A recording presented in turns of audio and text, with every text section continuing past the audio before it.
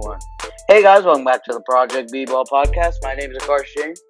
My name is Jay Manungi. For today's video, guys, we have this different style of video. This is a little bit more, like you can call it like an extension to like our video we made about our GOAT debate, or you can just talk, or there's gonna be a standalone video if what you want to see.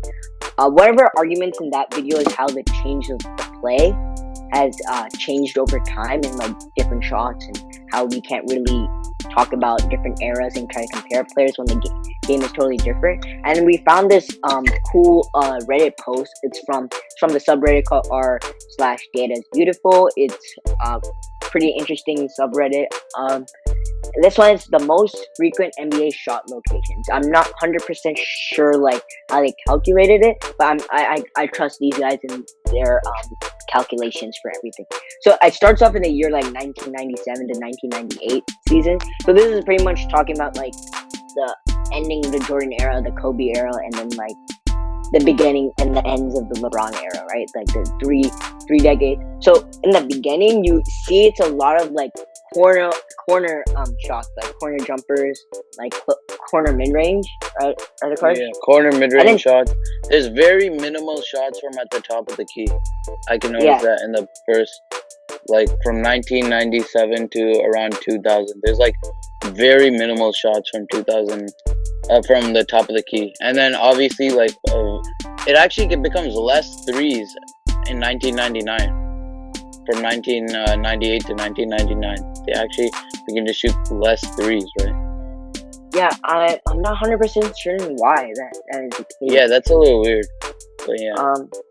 Was there any rule change on the 3-point line that year? Do you remember of anything? Like, no. I'm not 100% sure. My guess is there might have been a rule change or something, but I don't. That's interesting. But like a lot of corner shots. That's what kind of surprised me. And then if you get into the Kobe era, like 2000, you see a lot more wing shots on the wings, the left and right wing. Like even the three pointer was shot more on the wings and like mid range. And then you can start to see like the mid range kind of like dispersing out to like the 3-point line, but you see like a lot of like the wing jumpers. Like I think with the NBA players like shooting from the wing is because coming off screens is like the easiest spot to shoot from, right? For them to shoot, and it's understandable, especially with the Kobe era, because that's like it was like more of a mid-range physical ball, and like most players the best shot they would get is a fadeaway mid-ranger from the wing. But you still see the corner being in play, and then like the paint, obviously all the way to the free throw line, been used until like 2010. It's like incredible. And then afterwards, and like I see the difference from our thing shows from 2006 to 2008. See the amount of 3-pointers has increased a lot, and then like the amount of like the paint, like all the corner jumpers, they're starting to go away from the box, right? See, Karsh, do you notice that? Yeah, definitely. They start going closer to the 3-point line. So I think this is where like the centers and power forwards who could shoot back then, they were shooting a lot from there. Then you notice into 2010, like it's pretty much all threes at that point. That was interesting. Do you see that, Akash? Yeah. And you still see a little like some wing shots, some like mid-range corner shots. Then for the next year until like 2014, you see 0 wing jumpers and 0 corner mid-range jumpers, but everything else is on like 3-point line or in the paint or in like some mid-range or like almost like top of the key. Yeah. That's definitely interesting. So as we see, also I wanted to mention one thing. The hand check rule was banned in 2004, and let's see if we can like pick something up from that, from where people shot, because most of the time the hand check started at around the 3-point line, so it incentivized you to kind of drive into the paint and be more aggressive. But in 2004 we can see I can't really see that much of an increase, but we can see more increase, a lot of increase in shots in the paint, right? Yeah, I think so. So yeah, the increase in the shots in the paint, because like hand checking, like people can. That's also might be the increase of like the pull up mid range from the wing, right? Yeah. Do you agree? Like someone's getting hand checked at like a 3-point line, they'll take it, they stop, and they'll pull it up. That's like frequent jump shot NBA players would use a lot, and that would get them open. Yeah, you're right. I'm checking when I'm going to quickly Google when the zone defense was allowed. When zone.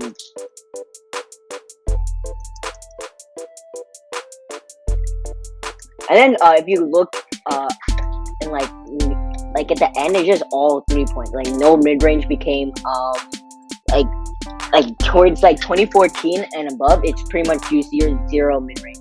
Like unless it's in a box or like top of the key a little bit. Okay, so the zone defense of Karsh was prohibited until the 2002 season. So after that, so 2003, 2004 is the first shot that shows us when zone defenses came. And then you said that's the last year of hand check, right? Yeah. So like that year is kind of an interesting year because there was still hand check and zone defense just was allowed to be played. That's definitely interesting. Yeah. So, but then once hand check gets relieved, right, and then they just stuck with zone defense, like the shots were, I would say they were more distributed. Because like in the other areas, they were just at the same area. So like for like 2004 all the way to like 2010, it was like it's on everywhere of the court, like the wings, the corners, the paint, and everything, right? And after that, it was a revolutionary, the 3-point ball, where it just became like it's just where it is. And then when you're playing zone defense, a lot of times the weakness of it is people getting open threes off it. So like I guess people were exploiting that. So, Karsh, how did from looking at the pictures, does this help us like help the argument we made about like the how the play has changed for sure? If you look at the beginning, you could see a drastic change in the 3-pointers attempted. Obviously, that has to do with Steph Curry most of the time, especially in 2015, 2016. From the previous season, you could see a drastic increase. And then also you can see by the end there's like almost no shots that are between the 3-point line and the paint from 2019 to 2020, which is kind of absurd because you usually see many of the shots from the previous eras taken from between the corner 3-point line and the paint, right? Yeah, that's crazy. Right? That's like kind of crazy, like how the game changed within like 20 years, like. But it's just how the game has been evolving over the years, especially with the introduction of the 3-point line and how the game has changed over time. But definitely from this chart you can see like the difference in eras and see how everything changed. And this supports our argument in the other video where we were like, yes, there is a difference of play and it does affect, like, let's say we plop any of these players from 2020 into that era, their style of play will have to adapt or they can't play in that era, obviously, right? It's not like how 2K Sim Engine is gonna work. It's not you plop Jordan now, he's just the way he's playing, that's how 2K is gonna look at it. You can't use that. But like if you're looking at this realistically, like a Karsh was trying thing like, oh, this player would improve his 3 and stuff like that. You can't assume that because you have players like Ben Simmons who would have been well suited for like a play within the 2000s or 2010s, but as it comes to this league, he's still great. He's still a great passer. He's still a great player, but he would have fit much better back then. Yeah, in my opinion. Yeah, obviously, I would agree with you. Even in now's league, he's saying that, oh, he's not going to improve his 3 and stuff like that. So you can't really assume. If he played back then and you were like trying to compare him to a player in today's league, then you wouldn't be able to because we have real evidence that he's saying that he's not going to improve his jump shot and stuff, right? Yeah, but back then, would his jump shot actually matter? That's a story, too. Yeah, no, that's what I'm saying. So if he played back then and you were comparing him to, like, another player, then you couldn't, right? Yeah. That's proving the point. Yeah. Oh, I see what you're saying. Yeah, I understand. Yeah, so, like, this is just further to our argument that we made in the other video. Definitely check out that video if you haven't seen it. It's a video about us discussing our thoughts on the GOAT debate and how we feel like it's doesn't really there's not really a fair way of understanding and how to like rank each player on a fair scale when you're doing it. It's just based on all your opinions, which is a great thing to have. Obviously, everyone can have their opinions, and everyone's encouraged to have their opinions and voice them because that's what this country gave to us. But I think by looking at this video, it just shows like shows also like the game, how the game changed over the years, and this is kind of drastic. I would love to see like a chart from like the 70s to now. That would be crazy, right, Karsh? Yeah, but it's gonna be difficult for them to get that data, of course. But you would definitely see like almost no threes. But you know what? You know what would be the most impressive to me is if they got a chart from when Pete Maravich played and only his shots, because I've heard so many stories about him shooting from like Curry range and being like lethal just like Curry, and I just want to know. That would be interesting in my opinion, but obviously it's going to be like nearly impossible to get that data because they didn't even have a 3-point line back when he was playing, so it would be nearly impossible to even measure that and do all the calculations for where the 3-point line was and like calculating where the camera was looking and everything. Yeah. So that would be incredible if someone did that, but probably highly unlikely. Yeah. But yeah, that'll be one of the crazy. We've heard all. Yeah, go ahead. Yeah, go ahead. that'll be the craziest thing. Like, if someone get Pete Maravich shot chart, I would love to see how many extra points he would have gotten because of.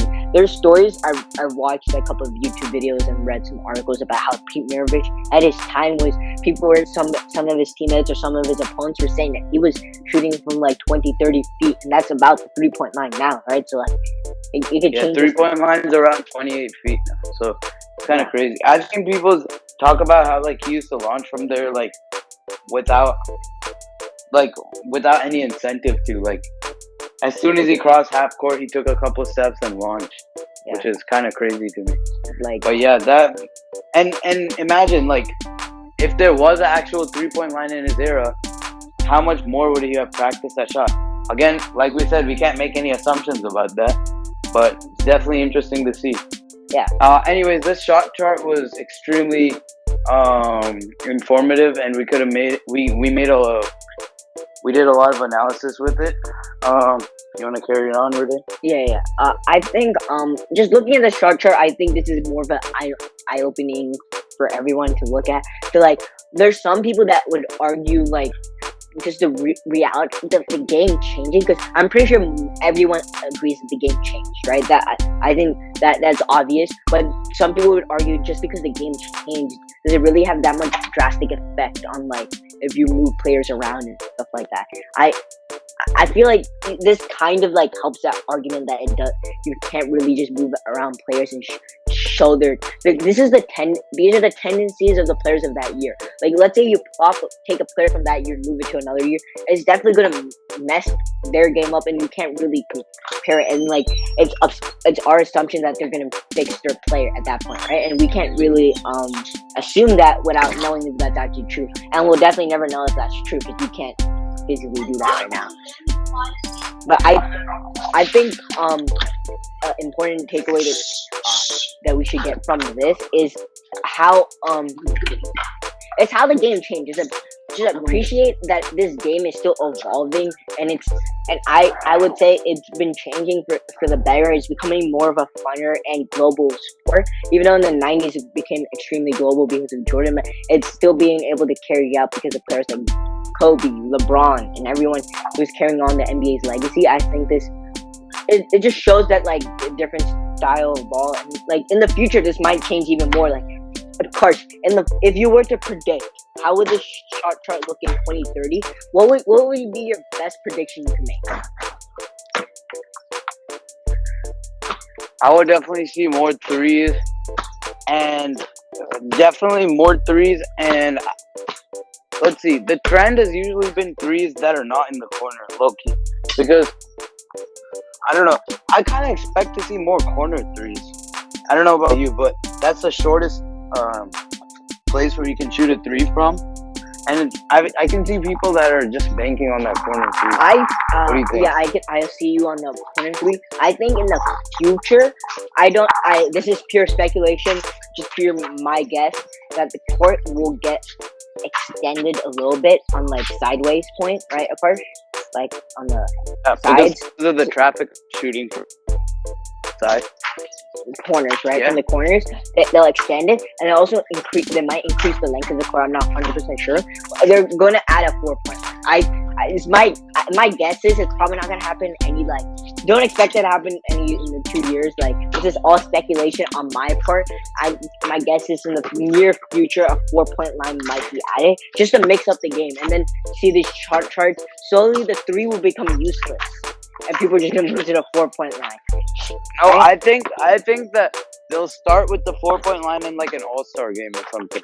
See how it goes for a couple of years, and maybe they'll start incorporating it in like a couple preseason games, and it'll gradually come in like that. That's what I'm thinking. I don't think they'll just like throw in a 4-point line out of the blue like that, because they need to give teams to practice like from a 4-point line. And I've even heard that like the Hawks have a 4-point line on their practice court just so that they can practice, because they think that the NBA is going to incorporate one. I think it's highly plausible. I think the court's going to get extended a little bit. In my personal opinion, I don't think there's really right now people argue about like the spacing is incredible. I think in the future with the extended court, I think it's going to be even better.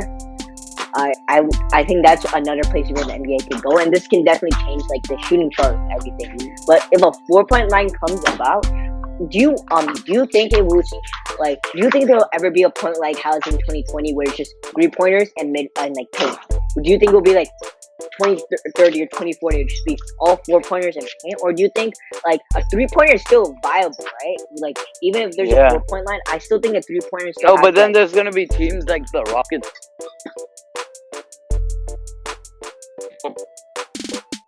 The maximum amount of points in the least amount of time type stuff.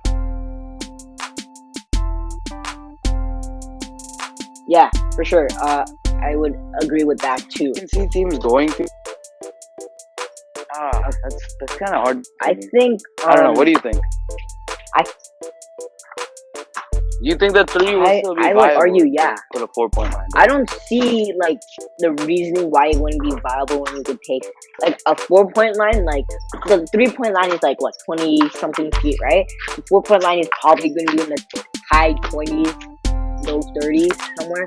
If NBA players can shoot that consistently, I think over time they will, like how they did for the 3-point line. I still think the 3 versus 2 argument would still be. I think the mid range would be completely dead. To be honest, I don't think that's happening. Yeah, the mid range is gone. It's gonna. No, what question was? Do you think a 3-point line would be viable when there's 4? I think. And why? I think personally, I think it will still be viable for the reason why it's viable right now. It will be the easier, like a mid range is the easy shot, but it's not the most effective shot. I think by the time like a 4-point line gets mastered, still like still taking a 3-pointer because of the value of the 3-point. Yeah. And then the shot at that time will be easier to take. Yeah, because people would be training for 4-pointers.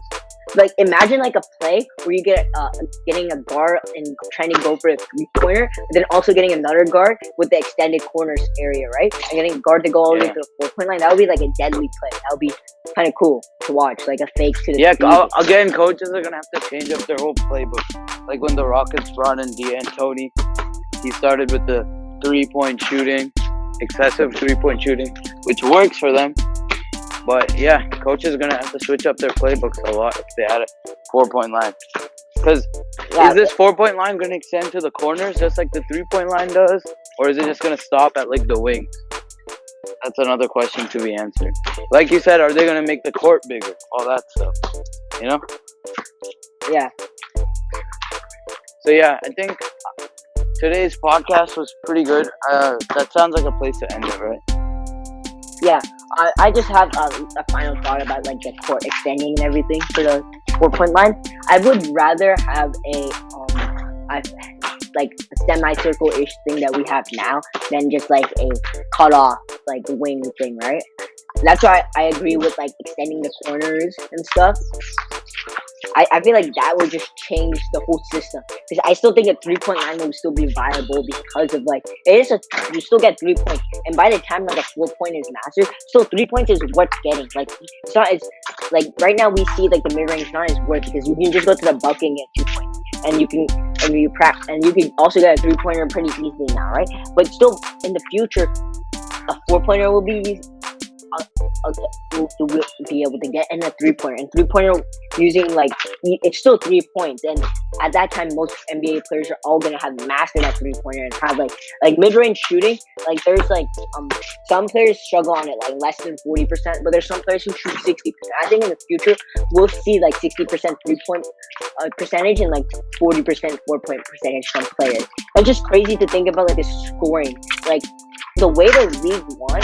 It will having better offense, my opinion, will be more of a selling point for the league. Would you agree with that, Parsh? For sure. Makes the game more exciting. Like let's think about what's happening right now. If Harden was putting up these numbers back in the day, everyone would be going crazy. But now it's just like, oh, there's a 3-point line. He'd be shooting. He'd be scoring 30 a game, like every game. He'd be scoring 35 plus a game. It's not even anything to scoff at. But okay, that might not all be a factor of the 3-point line. It might just be that Harden does that every night consistently, which is like amazing feat. But everyone already sees that every night, so it's not anything surprising. Because I still see people getting hyped for other players scoring like 45 and stuff. But if this performance was happening like, say, in the 90s, Harden would be getting much more recognition. That's just my opinion. Yeah, me too. But yeah, and we can see that because of the explosive 3-point line scoring, all the paint buckets, the driving and everything. We can definitely see that. And D'Antoni runs his offense to get the most points possible by drawing fouls and all that stuff. He gets easy points and difficult points. Continue.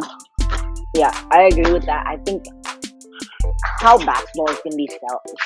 Like any type of sport, the offense has to be exciting for it to sell. And like adding a 4-point line and thinking of the craziness, like extending the court, I think that's a factor that's going to be appealed to the NBA. It's still, I'm not going to say like the NBA is only going to care about like the offensive side of the ball. There's still going to be great defenses. I think there's going to be some mastermind defensive coaches that take advantage of the situation and coach up their defense. And there's still going to be like some people think.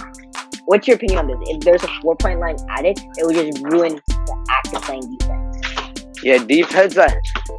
Defense is gonna get considerably harder because it'll be much easier for people to space. The spacing would be much easier. You can have people on the 3-point line and the 4-point line, and since the 4-point line is gonna have a bigger diameter, you can have people spaced out accordingly as well. So you can have way more pick and rolls, way more all that stuff. It'll definitely make defense like a lot harder, in my opinion. You? What do you think? I think a way to combat if it's really a problem. This is, as again, all we're talking about speculation here, right? Is to lower the shot clock by a second or two. Yeah. I would love to hear like a data set of like if the shot clock got dropped by like 2 seconds. You see, I feel like the more time you give, like the easier it will be to score. So if you drop it by 2 seconds, but if you're extending the court, like just on the sides, I don't want to extend the court like the length, but just widen the court. You can make that. I think, and drop the shot clock. I think defense will still be able to be played. I kind of agree with you. Like, how would teams like for a year? Like, I would say like a couple of years, it's just gonna be just straight offense and defense wouldn't be that great. Yeah, but then I could see like coaches getting accustomed to it because I think zone defense would still work in that case. It's not like it's way too spread out. That's my point. No. I still can see it working. It's just yeah. Unless they do something crazy, which I do not think they're gonna do. But like, okay, wait, nah. This sounds kind of silly. Like, if they make the court bigger? Okay, and I do not expect this to happen at all, and I don't want this to happen. It's gonna make the game really weird. If they maybe add like an extra player, so it's like 6 player. Yeah, no. If they make the court bigger, yeah, kind of silly, but not maybe. Silly. It's a food for your thought, right? You just think about it. Food for your thought. I definitely don't want that to happen because that's gonna make everything kind of messed up. I mean, we've been changing so many things in the game, except for how many players are on the court. It's always a 5-on-5, so I don't want to change that at all. But they might have to, like, I don't see any other way that defenses could adapt, like, I don't know. It's food for your thought, yeah. Yeah. I was going to talk about zone defense, but I'm going to talk about your 6-player thing for a second or two. But I'm like, my thing with that 6-player thing, right? If you do extend the court, then never mind on my idea about, like, reducing the shot clock. Yeah, you can have 6 players. But my thing is, how much would that change the game? That's an interesting thought, to have 6 players use 6 players. Like, imagine the changes to the game. Major changes. Major changes. It's kind of crazy to think about. I think roster sizes will increase at that point too. Oh yeah, definitely. So more players can get into the NBA at that point, right? That would also be great. Another thing about the zone defense argument about how you think with the 4-point line, dude. Right now, the way they destroy the zone defense is in the free throw line era, right? You have a center, or like you have some good. You have someone who can play center or power forward go into and attack the zone in the middle of it, dude. With a 4-point line, people are just gonna attack it in the 3-point line. That's just gonna kill the whole point of it. Do you agree with what I'm saying there? I do agree, but I still think the spacing with the 4-point line is gonna make pick and rolls like a lot easier. Yeah, because everyone's gonna. Oh yeah, continue. I think a lot of interesting plays could happen, like where you can get like right now. Usually players will go on different paths, but what if you get like a player and another player trailing each other and coming off the screen? That's just think about like the craziness of plays that can get with the 4-point line. But with the spacing argument, I still don't think zone would work.